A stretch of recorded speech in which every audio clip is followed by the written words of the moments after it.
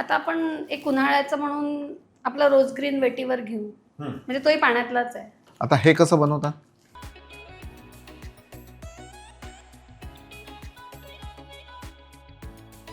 तुम्ही हा चहा एखाद्या एअरटाईट कंटेनरमध्ये बाजारातून आणल्यावर काढून ठेवाल आणि घ्यायच्या आधी फक्त एकदा त्याला मिक्स करून मग वापरायला घ्या.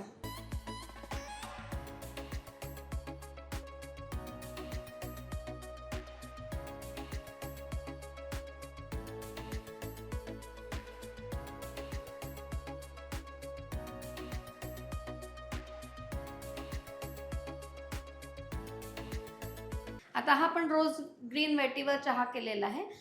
याच्यात मी एका कपाला साधारण अर्धा चमचा बेबी स्पून चहा पहिले रेस्ट केलेला आहे पाण्यामध्ये आणि मग आम्ही 1 मिनिट उकळून घेतला आहे. उकळल्यावर तुम्ही याला 2 मिनिटं झाकून ठेवा. Then you enjoy your drink.